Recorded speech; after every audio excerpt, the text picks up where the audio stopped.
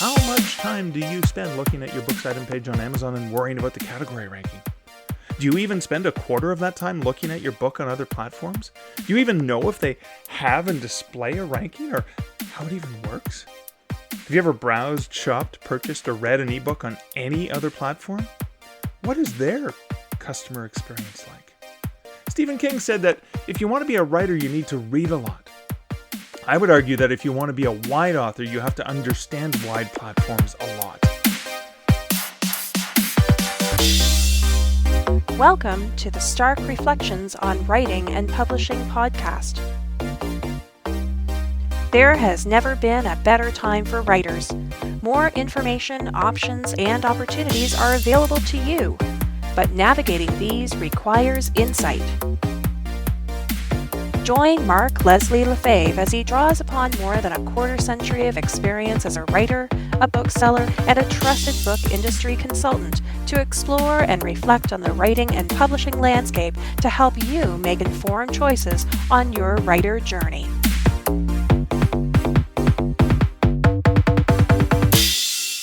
Hello, Reflectives, and welcome to episode 180 of the Stark Reflections podcast. This is your host, Mark Leslie Lefebvre. In today's episode, I'm going to give you a sneak peek at the forthcoming Wide for the Win. This is based on an article that I wrote for the Alliance of Independent Authors from a chapter. I'll get into that in my personal update. But before we get into my personal update and into the main content of this episode, I want to read a word from this episode's sponsor. Findaway Voices is a platform that allows authors to get their works out into the audiobook market. If you're looking for a narrator to work with, you can use Findaway Voices to find your narrator, or if you already have the audio, you can upload your audio to Findaway Voices and get to 43 plus library and retail markets. You can set your own price, and you can even participate in some of the promotions they have available with Chirp Books and Apple audiobooks. Now, one of the great things I love about Findaway is when you're using them to look for a narrator, they actually assign you a project manager who looks at your RFP and your request on what you're looking for and the kind of voice you're looking for and the style, etc. And then they go out to the thousands of professional voice talents around the world, and they try to find you between 5 and 10 of the best voices that they think would suit your project for a variety of price ranges, from the lowest to some of the higher. So it gives you optimum choice for different voices and different costs. And then you get back to them on which ones you may want to hear an audition from or hear an actual sample reading of. And then you kind of go through the process that way. So you're guided by a professional who knows what they're doing in the audiobook industry. The other thing that Findaway Voices offers is a really great price suggestion tool. Now, it's based on the price parameters that they have, because Findaway Voices, while they service the indie author space and independent publishers and allowing them opportunities to get audiobooks into the market, they also, Findaway, the larger company, also distributes audiobooks for major retailers and has access to significant data on what's selling in different categories, styles, lengths, etc. And so the pricing that they're suggesting to you is based on an overall market of how well these titles do on the various platforms. And they have sort of a three tier of price. They have this is an optimum price at the low end, this is an optimum price at the mid range, and this is the optimum price at the high end. So you can land on your, what I like to call it, Goldilocks price. So if you're looking for ways that you can leverage Findaway Voices as an author, check them out over at starkreflections.ca/Findaway. And here's my personal update. It kind of relates to the content of this article. So I was recently reached out to by Sasha Black from Alliance of Independent Authors, asking if I would want to contribute to an article that Ally, the Alliance of Independent Authors, was publishing at selfpublishingadvice.org for independent authors, The Ultimate Guide to Publishing Wide.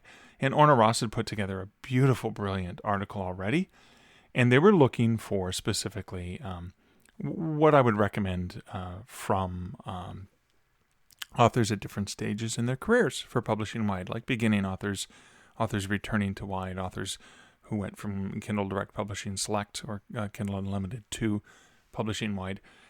And I, of course, am in the throes of writing, rewriting, editing, tweaking, all the things for the book Wide for the Win. And so I ended up readapting some of the content I had into what ended up becoming a single chapter in the book, early on in the book, and an article. So they got an early draft of the article, and you're going to hear a slightly later draft of the article. It's still going through revisions. And so that's the content of this article. As I thought it'd be valuable for you to sort of get that perspective, sort of as a sneak peek of some of the content from Wide for the Win, but also I thought it was valuable to share that with you, the listener. Speaking of Wide for the Win, I am, of course, working on it. I've got several hours a day committed to the writing, rewriting, etc. And it's kind of funny. I'm still adding stuff. I'm still adding chapters and subsections to pre-existing chapters as I've gone back through it. It has not yet gone to editor. And one of the things I realized is my deadline was approaching too soon, so I did push it back another week to March 23rd. And that's not for the editing. I would have gotten the editing done in time, but it's more for the so I can actually have a little bit of leeway time to get it to some early readers for the book. So that's just been an ongoing thing. But it's I have to remind myself this is in many ways, this was the book I tried to write years ago that I was going to call what the heck was I going to call it? Indie Publishing Insider Secrets, and it became 3 other books. And it's sort of becoming this other 4th book, and I have to remember that I was this book just kept growing and growing, and that's what happened. And I have to remember not to do that this time. So it's kind of reminding myself of the things I've learned along the way. So it has been an absolutely stressful time the last 2 months with the release, the February release of Fear and Longing in Los Angeles, and then the March release of Wide for the Win. And I'm hoping to give myself a break. And so this is one of the things I really truly now understand is I honestly don't know how authors who do that rapid release. Now, I'm working, not just on writing full time. I'm only able to write, maybe I have 10 to 15 hours a week to dedicate to writing if I'm lucky. Because of the other work that I do, the consulting work that I do. But I can't imagine how authors, well, obviously they prioritize better than me, but it's just not for me. It's something that causes me, I do like deadline and I do work to deadline, but it causes me a lot of pain and anxiety and exhaustion. I am absolutely exhausted, and I still have a long way to go. So speaking of good news and exciting things, so Fear and Longing in Los Angeles came out, and I didn't really do much to push it. But I do have some promotions in play. So right now, as we speak, the first week of March, I have it in a Kobo free first in series promo on Kobo. So I'm getting some significant downloads. Now, I'm not seeing any sales so far because of it, but I'm getting a lot of people into it. Now, because it's short, it's only 10,000 words. And there is a call to action to get a Canadian Werewolf in New York. I'm hoping that works. But just to try to entice those people and other people to check out the series is on March 11th, a Canadian Werewolf in New York will drop down from $4.99 US to 99 cents. And it'll be 99 cents across the board. So, US, Canadian, Australia, New Zealand, euros, pounds, just 0.99, just to make it consistent. Because I have a BookBub, an international BookBub that runs on the 12th. So I have a whole slew of promo stacking on that kind of go on for about 8-9 days in the hopes that I can get people in reading A Canadian Werewolf in New York. And then the call to action is to get the novella Stowaway and then Fear and Longing in Los Angeles. But despite not really doing promo for Fear and Longing in Los Angeles, I am scheduling. I'll talk about that in a bit. The sales have kind of started to go up on all 3 books in that series, or the 2 novels and the novella. And so I'm noticing that impact of the thing I've known for years and have told thousands of authors is, get this. It's not until the third or fourth book in a series comes out that things really start to lift off, because people look at it and go, oh, okay, I'm going to buy this and I'm going to buy this and I'm going to buy this.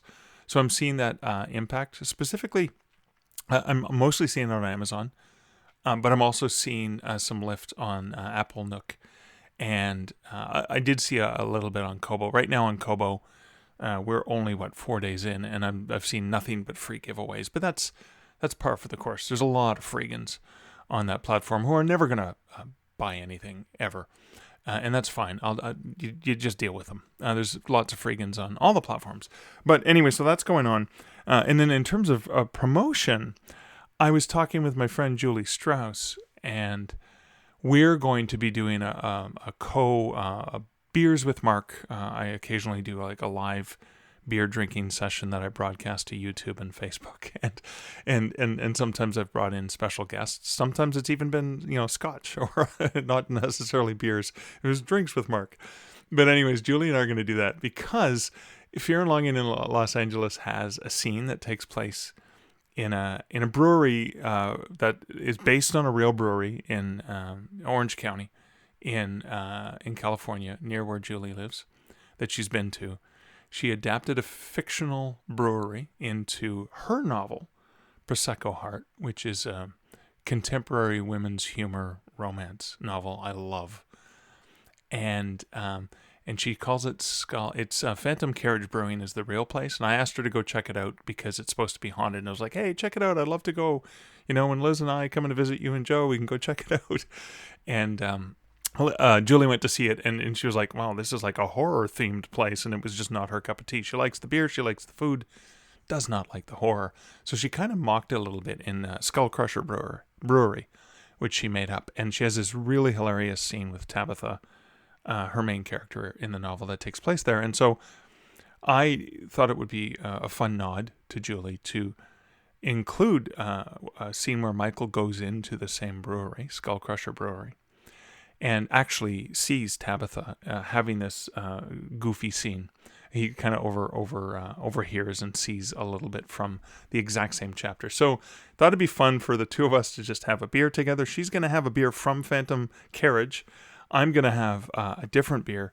We're going to talk about the brewery. We're going to talk about writing. We're going to talk about both our novels. And I like that. It seems like more of a fun event, rather than me just focusing on, hey, this is all me and all Mark and all whatever. I love the fact that I can do it with another author, and so maybe some people who are there to see me will discover the awesomeness that is Julie and her books, and I love her novels, and Prosecco Heart's one of my favorites, and not just because she wrote a couple walk-on characters named Mark and Liz, who are friends of the main character, sort of as a nod to us. But I just like the idea. I like the community spirit of that. And so that's something that I'm going to be doing for promoting Fear and Longing. And then, of course, I have a whole bunch of things scheduled for Wide for the Win, including I'm doing something with Sasha Black on, it's a private Rebel author group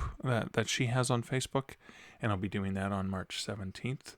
And a whole bunch of other things are scheduled for interviews. So it's going to be crazy busy for a while. On top of that, I'm doing a whole bunch of other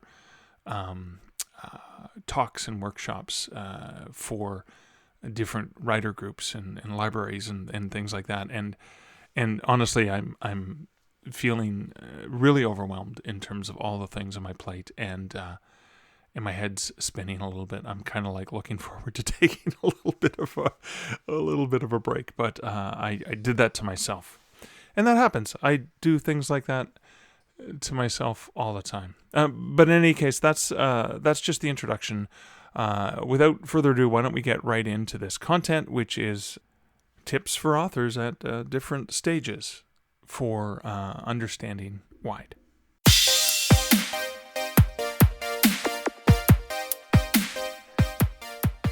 Tips for authors at different stages. Over the years, I've been approached by authors at different stages in their own author journey, looking for advice. They often ask me if it's too early or too late to start adopting a proper wide mindset. My answer is that it's never too early or too late to start thinking and acting wide. How's that for being open and inclusive? In my world, it's not just the prodigal son who wins the parental heart. So too does the loyal daughter, and the newborn child, and let's not forget the adopted older child.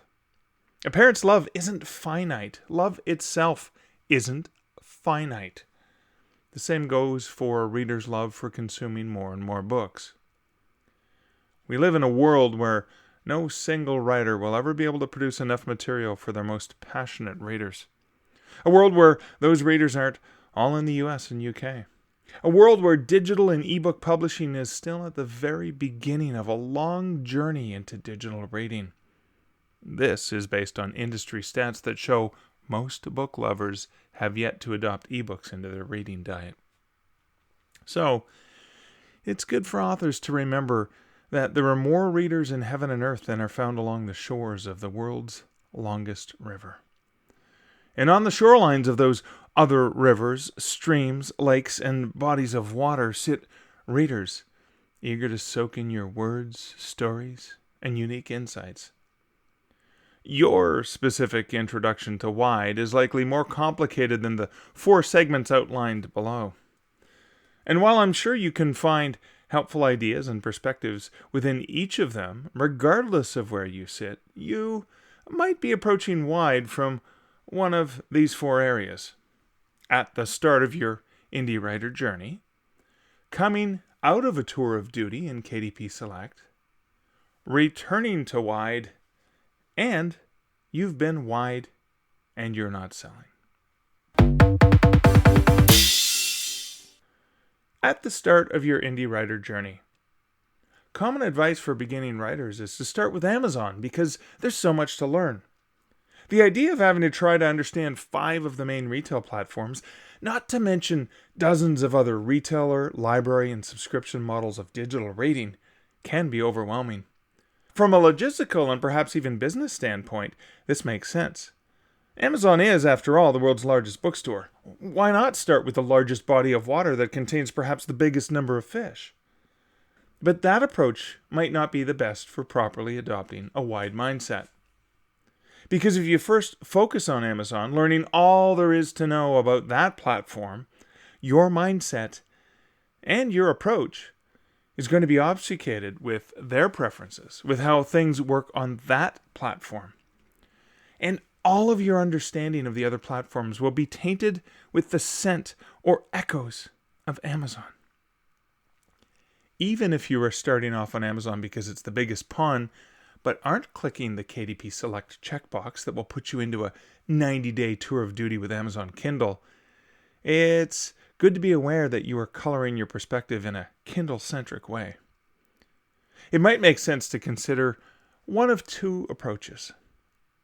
Start with a different platform, or perhaps start with 2 platforms. Amazon, they are the largest after all, and another one.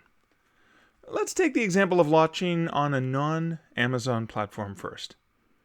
I've known authors who've decided to launch either a book or even a series on a non-Amazon platform first, and then, after learning a little bit about publishing in general, moving to Amazon and other wide platforms. This allowed them to experience what a book launch is like, especially one in which pre-orders really do matter, and then apply those experiences to the other 4 major platforms for the launch and releases there. Consider a parallel to this approach from the indie music scene. If Amazon is the biggest platform for authors, launching and learning there first might be compared to launching your first performance at Royal Albert Music Hall in the UK, Sydney Opera House in Australia, or Radio City Music Hall in the USA. Indie musicians usually cut their chops at a local bar or tavern and then work their way up to larger and larger venues. There might be a benefit in getting to learn and understand the retail and digital reading environments through other or smaller venues first. There might be less pressure, not to mention the opportunity to make a few mistakes on a stage in front of smaller audiences. Also, let's consider the 30-day cliff common to Amazon. Imagine having a 5-book series already launched on one or more of the other wide platforms that took time to produce. Picture all you'd learned about launching wide, and then introducing it to Amazon and the rapid release approach that can work well there. I'm not suggesting this is a strategy. I'm merely exploring it as a potential option. Remember, most readers stick to the single platform that they read on. It's often discussed from the wide versus exclusive perspective, but it also can apply to benefit you when moving to Amazon from the other retailers. While I'm not suggesting that Apple, Kobo, or Nook might be looking for their own versions of exclusivity, I have known each of those platforms over the years to be open to a, insert platform name here, first type program, where pre-order is only available on that platform, or perhaps the ebook is available there exclusively for a limited time, even if it's just 30, 60, or 90 days. These are sometimes done collaboratively with authors in exchange for promotional consideration. Again, I'm not suggesting that a first-time author consider that as a strategy, particularly because the platforms are likely looking for authors with an existing audience or large reader following, and that this might be dependent upon an existing relationship with contacts at those platforms. I'm merely suggesting it as an example of a trend that I've spotted over time. Something that might be more realistic, because it reduces your learning to 2 platforms from learning them all at the same time, is launching on Amazon and a second platform. The benefit is that you aren't first conditioning yourself to always be thinking Amazon first and everything else second.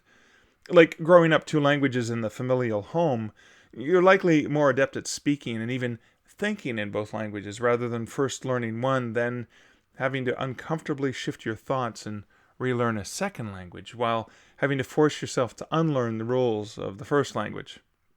For example, if you're a Canadian author and you know that Kobo has a significant presence in Canada, you might consider learning Kindle and Kobo first.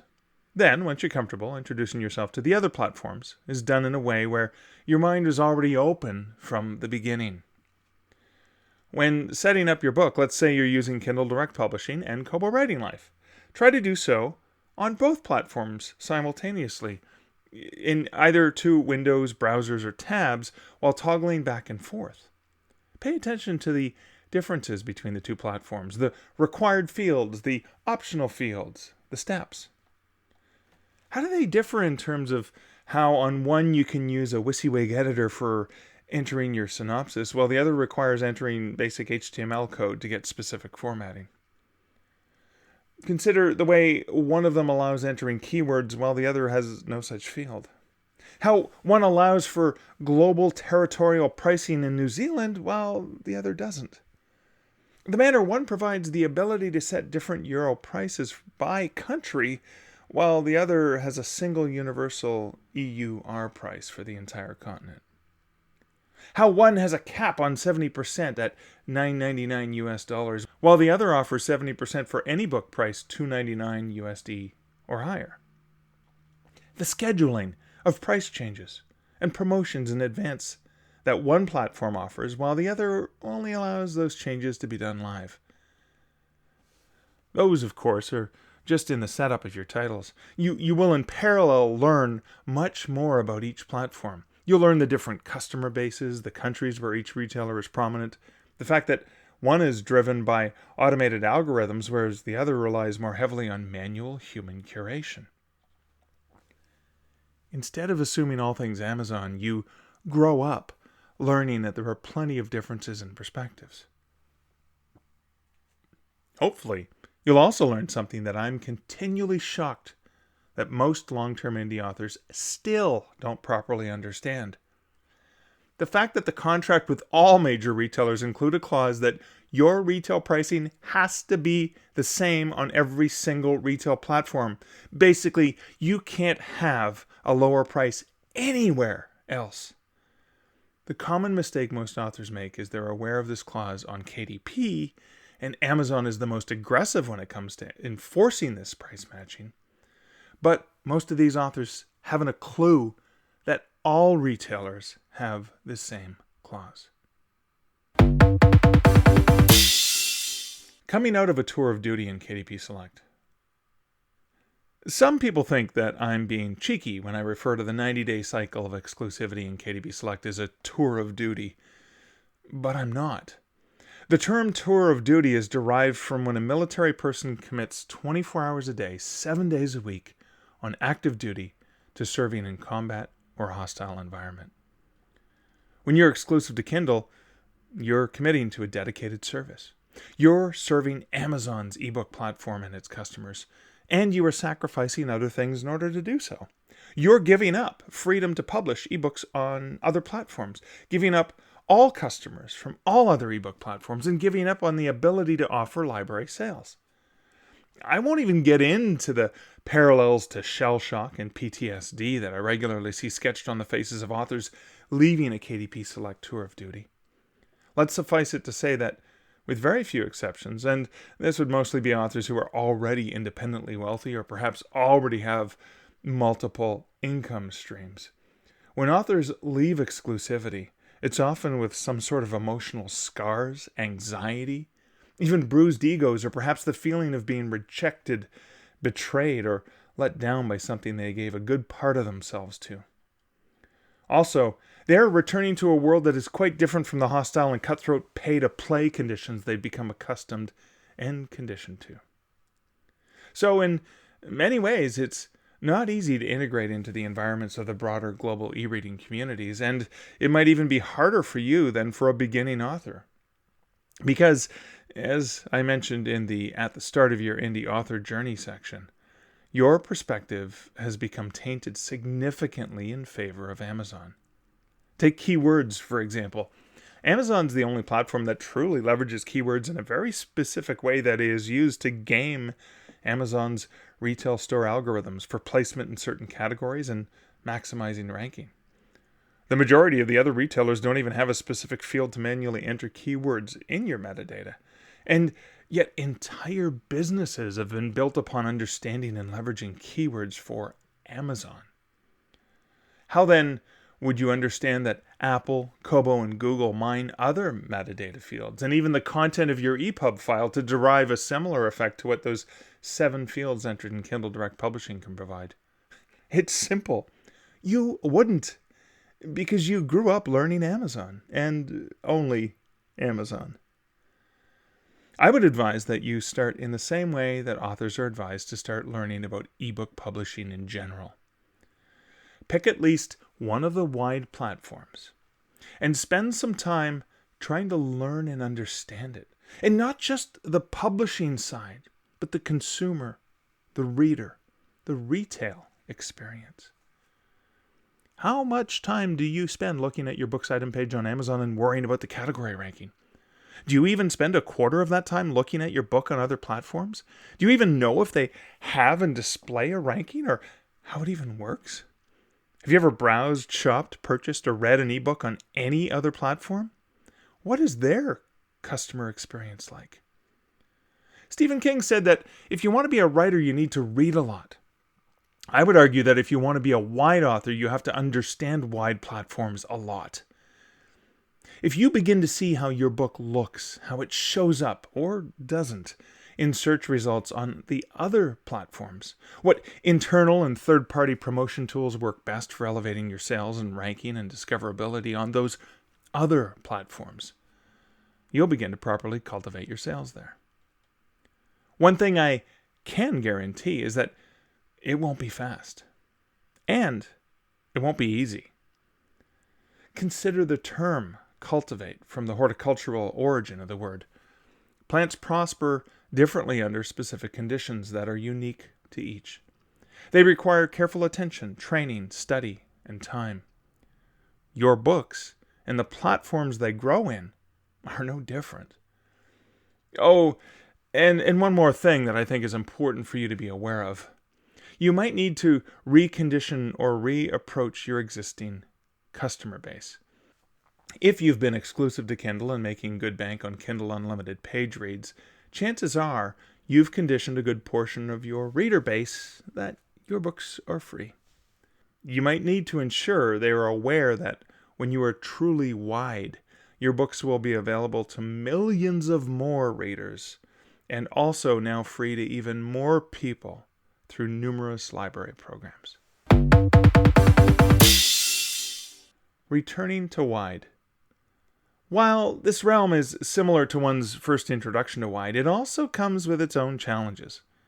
The first is recognizing that every time you delist your titles to go exclusive to Amazon Kindle for 90 days of multiple tours of duty in KDP Select, you are resetting or wiping out the ranking and temperature of your books on the other platforms. I liken it to falling off the wagon of sobriety. And yes, if it's not already blatantly obvious, I have a deep personal bias about exclusivity that seems to result in the use of negative anecdotes for describing KDP exclusivity, such as tour of duty or addiction. But let's follow along. Every time you give in and take another drink, you give up the right to hold a sobriety chip, and the counter goes back to 0. The same holds true when you delist from the other platforms. The rank of your book goes back to 0. Any systematic benefits from being wide are gone. They're wiped out. Perhaps the only thing that is likely to still be there when you return would be the reviews, because if you publish using the same ISBN or edition of the book that was delisted, most of the wide retail systems retain a connection to that customer review, which is linked to the ISBN. That is at least one saving grace. But you might have lost the faith of your readers along the way.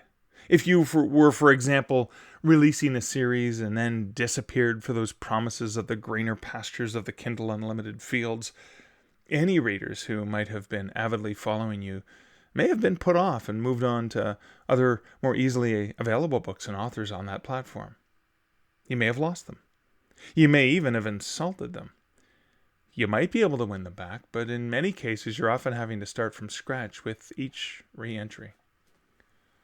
It can take as long to return to success on the wide platforms as it took to first build up your sales there in the first place. Maybe even longer depending on some of the damage that may have been inflicted when you left.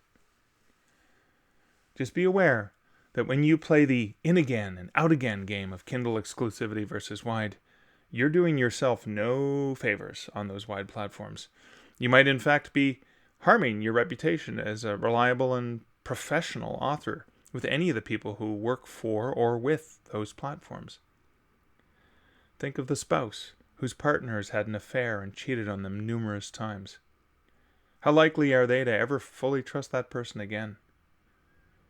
If you think I'm being overly dramatic in that perspective, just remember, I spent several years at one of those retail platforms and had to play the doting and loving Betty who always took that fickle Archie back in, no matter how many times he dumped me with the rich and privileged Veronica batting her pretty little eyes at him.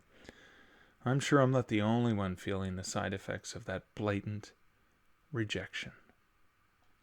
So, when a promotional opportunity comes up, just remember, if you might be seen as the spouse with a history of stepping out on the relationship, or the reliable, constant one whose faith and commitment has never wavered.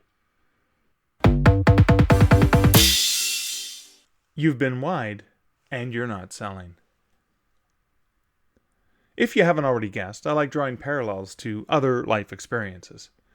This one reminds me of what can happen in a long-term personal relationship. At the beginning, everything was new and fresh and exciting. As you were getting to learn about one another, there was a unique high in each new experience. There was hope for a bright future. The romance was strong. Then, as the newness and thrill of discovery gave way to normalized and systemized patterns, the luster and shine faded, and you found yourself in a comfortable routine of taking that partner for granted. You already know, or think you already know, everything about that partner. There's no newness, no freshness, no dramatic fanfare. But here's the reality. People are always evolving, always changing, learning and growing. We notice it in friends we haven't seen for years, but rarely notice it in those closest to us.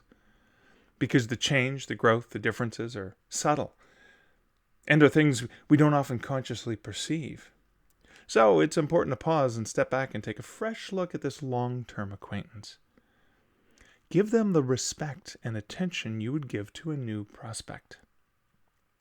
In a relationship situation, you might ask yourself things like this. When was the last time you actually looked at your partner? Really looked at them? When was the last time you asked them about how they felt about something rather than assuming you already know their feelings about it?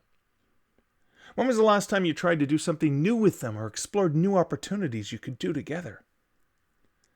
When was the last time you attempted to seduce or woo them like you did back in the early days of your relationship? When was the last time you purposefully let them know they were a priority? I'm sure you see the parallels I'm getting at here. Are you taking this platform you've had a long-term relationship with for granted?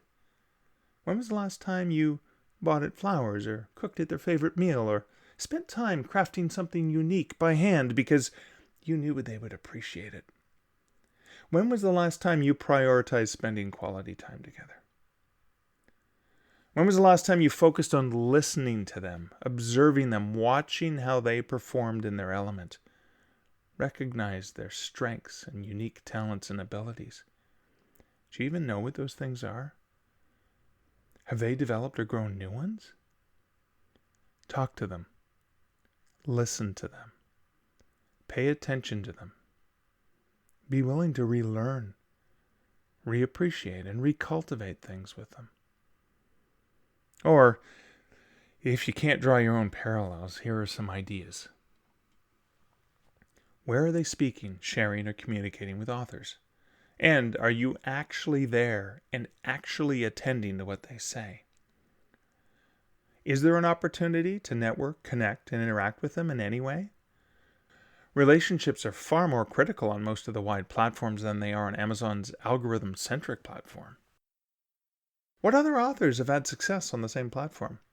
What are they doing? How are they doing it? Are there any similarities between their books and what you write? Reach out. Talk to them. Ask for feedback. Engage with them. Offer them something. Is there something that would be valuable to them that you can assist with? A blog, podcast, other content that they would find helpful for their authors or readers. Speaking of readers, are there tools you can leverage to offer something for their readers? Do they have their own unique e-reader that can be offered up to your own mailing list or reader base? Most authors think about offering a free Kindle as a prize, but that's so specific to one retailer prominent in the US and the UK. What about the rest of the world? What about readers on other platforms? The whole idea is not to take the wide platforms for granted. Treat them the way you might treat a budding new relationship. Attend to them the way you would attend to a new friend, a new romantic interest. Yes, it takes effort and it takes time, and chances are you'll have to focus on them one at a time because each of the platforms is unique in their approach. But you'll likely find that if you attend to what's special, unique, and important about each of the platforms, you'll find an approach that can work to strengthen your own presence with their customers.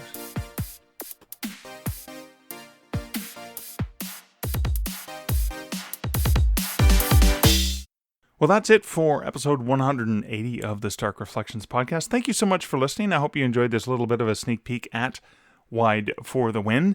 Next week, I'll be back with another interview again, the regular format of the podcast. If you do enjoy the podcast, feel free to share it with a friend or someone that you think would find value in the content that I share weekly on the Stark Reflections podcast. I also want to say a special thank you to the patrons of the podcast who support this podcast over at patreon.com/starkreflections. Thank you, patrons, so much. Your donations of $1, $3, $5 per month to give you additional access to reflections on other podcasts and other bonus material that I provide you is very, very much appreciated. So thank you to my patrons, and thank you to all my listeners. And so, until next week and next episode, this is Mark Leslie Lefebvre wishing you great writing and good, wide reflections.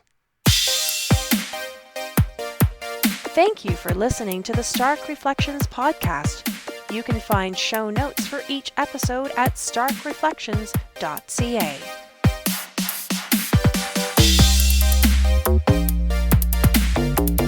The music for this podcast, Laser Groove, was composed and produced by Kevin MacLeod. Check out more of Kevin's great music at incomptech.com.